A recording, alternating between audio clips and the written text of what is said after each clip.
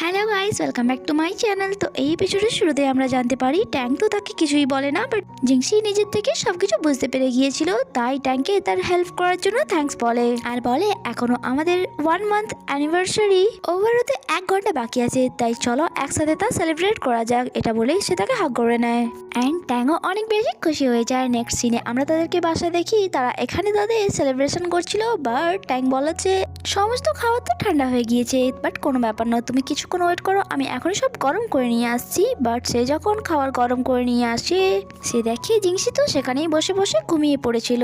আর সে তার অ্যাসিস্ট্যান্টকে কল করে বলে যে রিসেন্টলি আমাদের অ্যাডভার্টাইজমেন্টের যেসব প্রজেক্ট চলছে তা 1 মাসের জন্য ডিলে করে দাও, কারণ আমি 1 মাসের জন্য ছুটি নিচ্ছি, তাই অফিসে যেতে পারবো না। আর তার এইসব কথা জিংসিও শুনে নেয়। সে তাকে বলে যে তুমি এইসব কিছু করে অফিসের এমপ্লয়ীদেরকে রেস্ট দিতে চাও, তাই না? ট্যাং বলে শুধুমাত্র অফিসের এমপ্লয়ীদেরকে নয়, বরং আমিও ছুটি নিচ্ছি যাতে তোমার সাথে কিছুটা টাইম স্পেন্ড করতে পারি।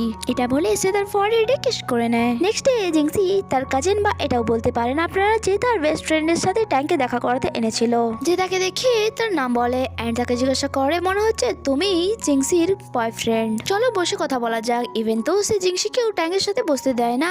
এখানে সে ট্যাংকে তার ব্রিফলি ইন্ট্রোডাকশন দিতে বলে, যা শুনে ট্যাংয়ের একটু অদ্ভুত লাগে। জিংসি বলে যে কিছু মাইন্ড করো না, অ্যাকচুয়ালি আমার বেস্ট ফ্রেন্ড এইচআর ডিপার্টমেন্টে কাজ করে, যার কারণেই তার বিহেভিয়ার একটু এইরকম। ট্যাং তাকে তার নাম বলে অ্যান্ড তার সাথে সাথে এটাও জানায় যে এই বছর আমি 28 ইয়ারে হয়ে যাব। যা শুনে জিনিয়া বলে যে 28 ইয়ার্স, আমি তো 25 এক্সপেক্ট করেছিলাম, আমার এক্সপেকটেশনের থেকে তুমি একটু বেশি এজেড। তার এরকম কথা অ্যান্ড বিহেভিয়ার দেখে জিংসি তো ভয় পেয়ে যায় অ্যান্ড তার কানে কানে ধীরে ধীরে বলে যে কাজেন তোমার কি হয়েছে। জিনিয়া বলে তুমি তো চুপই থাকো, তুমি ভালোবেসে ফেলেছো আর ভালোবাসা অন্ধ হয়, বাট কোনো ব্যাপার নয়, আমি তো আছি সবকিছু পরখ করে নেওয়ার জন্য। দেখো মিস্টার, একটি ভালো হাজব্যান্ডের কিছু কোয়ালিটি থাকে, বাট সেই কোয়ালিটি যদি তোমার মধ্যে আমি দেখতে না পাই, তাহলে কোনো কন্ডিশনে আমার কাজিনের বিয়ে তোমার সাথে আমি দেবো না। আর তার সাথে সাথে আমার কিছু শর্ত আছে, সবসময় জিংসির সাথে তুমি ভালোবেসে ট্রিট করবে, এটার জন্য তোমার কোনো প্রবলেম নেই তো? ট্যাং জিংসির দিকে দেখে বলে আমি জিংসিকে ভালোবাসি, তাই জিংসিকে আমি ভালোবেসে ট্রিট করব, এটাতে কি বা প্রবলেম হবে? এদিকে জিনিয়া তাদের দুজনের মাঝে ফাইলস রেখে দেয় অ্যান্ড বলে ভালোবাসাতে তো সবাই অন্ধ হয়, বাট তোমাদেরকে রিয়েলিটিতে ঠিক ডিসিশন নিতে হবে। এরপর জিনিয়া ট্যাংকে কোশ্চেন করে যে তুমি একদিনে জিংসিকে কত জায়গায় ট্রিপে নিয়ে যাবে অ্যান্ড তাকে কতগুলি গিফট দিবে, আর সব থেকে বেশি ইম্পর্টেন্ট যে তুমি তার জন্য একদিনে কতগুলি ডেট অ্যারেঞ্জ করবে। তুমি কি এইসবের শিডিউল আমাকে বলতে পারো? যা শুনে জিংসি তার কানে কানে বলে যে কাজিন এইসবে কি বা যায় আসে। জিনিয়া বলে তুমি একটু চুপ করবে, আগে তার আনসারটা তো আমাকে শুনতে দাও। ট্যাং বলে যে এইসব ব্যাপারে আমি তো এখনো কিছু ডিসাইড করিনি, বাট আমি তেমনটাই করবো যেমনটা জিংসি বলবে। তার এই আনসার জিনের অনেক বেশি ভালো লাগে। সে বলে ঠিক আছে, আজকের এই মিটিং এর পর আমি তোমার গার্লফ্রেন্ড জিংসিকে কন্ট্যাক্ট করে তোমার ব্যাপারে খোঁজ নেব, তাতে তোমার কিছু প্রবলেম হবে না তো? ট্যাং বলে যে একদমই নয়। জিনিয়া বলে যদি প্রবলেমও হয় তাতে আমার কি যায় আসে।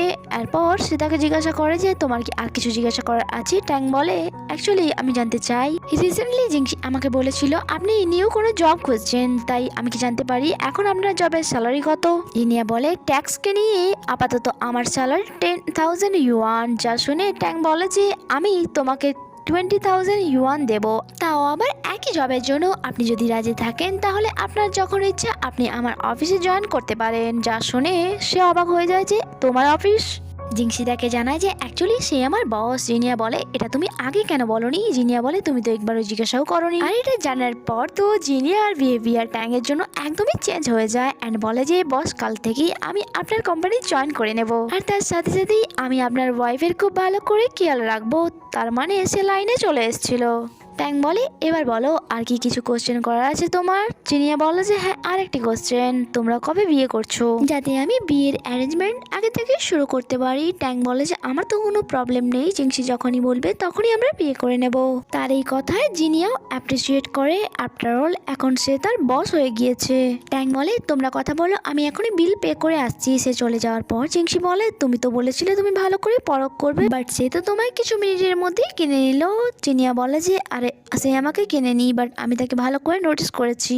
তুমি দেখলে তো আগে তোমাকে সব কাজ একাই করতে হতো, আর এখানে আমাদেরকে ফ্ল্যাশব্যাকের একটি সিন দেখানো হয়। অ্যাকচুয়ালি যখন শিফটিং এর সময় জিংসি একাই সব কাজ করছিল। জিনিয়া তার কাছে এসে বলে এসব কাজ তুমি একা কেন করছো, তোমার বয়ফ্রেন্ড কোথায়? সেদিক থেকে তার বয়ফ্রেন্ড আওয়াজ দেয় যে অ্যাকচুয়ালি আমি খাবার খাচ্ছি। বাট আজ যখন জিংসি ট্যাঙ্কে টিস্যু পেপার চায় নিজের মাউথ ওয়াইপ করার জন্য, সে তাকে টিস্যু পেপার না দিয়ে ডাইরেক্ট সে নিজেই তার লিপ ওয়াইপ করে দেয়। আর এইসব সেখানে বসে থাকা জিনিয়া খুব ভালো করে নোটিস করছিল।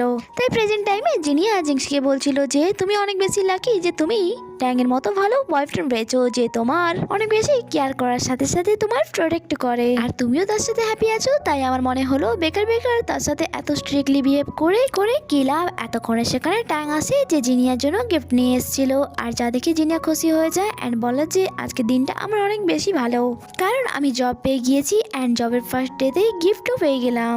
জিংসি বলে সবকিছু তো ঠিক আছে, বাট এখনো আমার কিছু জিনিসের কম মনে হচ্ছে, যাতে সে আর জিনিয়া একসাথে বলে ওঠে যে ওয়াইন। ট্যাং বলে যে আমি অর্ডার করে দিয়েছি, এখনই তো চলে আসবে, তোমরা একসাথে বসে ড্রিঙ্ক করতে পারো। জিংসি বলে আর তুমি? ট্যাং বলে আমি ড্রিঙ্ক করি না, আর এমনিতেও আমার কিছু ফ্রেন্ড আমাকে ইনভাইট করেছে, আমি তাদের সাথে চলে যাচ্ছি। নেক্সট সিনে আমরা ট্যাংকে তার ফ্রেন্ডদের সাথে দেখি, তার সাথে জিংসু এসেছিল। এখানে তার এক ফ্রেন্ড জিংসিকে বলে যে আমার ওয়াইন শেষ হয়ে গিয়েছে, তাই তুমি গিয়ে আমার জন্য একটি ওয়াইনের বটল নিয়ে এসো। জিংসি ওই ফ্রেন্ডের এমন বলা জিংসির অনেক বেশি অদ্ভুত লাগে, বাট তাও সে উঠে নিতেই যাচ্ছিল, বাট ট্যাং তাকে আটকায় আর তার ফ্রেন্ডকে বলে এত বেশি ড্রিঙ্ক কেনই করো যখন নিজের জন্য একটি বটল গিয়ে নিয়ে আসতে পারবে না। এটা বলে সে জিংসিকে নিয়ে সেখান থেকে চলে যায়। বাসায় ফেরার সময় জিংসি তাকে জিজ্ঞাসা করে যে ওই ছেলেটি তো তোমার বেস্ট ফ্রেন্ড ছিল, বাট তাও তুমি তাকে এইরকম কেন বললে? ট্যাং বলেছে যে বেস্ট ফ্রেন্ড আমার গার্লফ্রেন্ডকে রেসপেক্ট করে না, এইরকম বেস্ট ফ্রেন্ড আমারও চাই না। নেক্সট মর্নিং দরজায় কেউ নক করে, জিংসি যখন ডোর ওপেন করে সে জানতে পারে তার এক ফ্রেন্ড এসেছিল যার বয়ফ্রেন্ডের সাথে ব্রেকআপ হয়ে গিয়েছিল, অ্যান্ড সে অনেক বেশি কান্নাকাটি করছিল যে আমার বয়ফ্রেন্ডের সাথে ব্রেকআপ হয়ে গিয়েছে অ্যান্ড আমার থাকার জন্য জায়গাও নেই। জিংসি তাকে সান্ত্বনা দেয় অ্যান্ড নিজের বাসার ভেতরে নিয়ে আসে, এটা বলে যে তুমি চিন্তা করো না, তুমি এই কয়েকদিন আমার বাসায় থাকতে পারো। তার ফ্রেন্ড যখন বাসার ভেতরে আসে সে বলে আরে বাহ তুমি তো এত বড় বাসাতে থাকো। জিংসি তাকে জানায় যে এটা আমার বয়ফ্রেন্ডের বাসা, ওই যে আমার বয়ফ্রেন্ড এখন বসে মিটিং অ্যাটেন্ড করছে। সিনলাও যখন তাকে দেখে সে বলে আরে ইনি তো মিডিয়া কোম্পানি বিলিনিয়ার ওনার মিস্টার শাও ট্যাং। জিংসি তার বয়ফ্রেন্ডের আর কি বা প্রশংসা করতো, তাই সে এই কথার কিছু জবাব দেয় না। নেক্সট সিনে আমরা ট্যাং আর জিংসিকে দেখি যারা একসাথে বসে শো দেখছিল, অ্যান্ড তখনই সেখানে লিনসাও এসে বসে যায় অ্যান্ড ট্যাং এর খাওয়া ড্রিঙ্ক তুলে নিজে খেতে থাকে। অ্যাকচুয়ালি সে এটা ইচ্ছে করে করেছিল, বাট ট্যাংকে বলে যে সরি অ্যাকচুয়ালি আমি ভুলে এটা খেয়ে নিয়েছি, আপনি কিছু মাইন্ড করেননি তো? বাট ট্যাং বলে আরে এটাতে মাইন্ড করার কি আছে, অ্যান্ড তার হাত থেকে সেই ড্রিঙ্কটা নিয়ে ডাস্টবিনে ফেলে দেয় আর জিংসির পাশে গিয়ে তার ড্রিঙ্ক শেয়ার করে খেতে থাকে। আর যা দেখিয়ে সিনলার একদমই ভালো লাগে না, কারণ সে ট্যাংকে পটানোর পরিকল্পনা করেছিল। অ্যান্ড এখানে এই এপিসোডই শেষ হয়। সিনলাও কি তার টার্গেট পূরণ করতে পারবে তা তো আমরা ড্রামার আগে গেলেই জানতে পারবো। দেখা হচ্ছে পরে এপিসোডে। Stay connected, bye bye.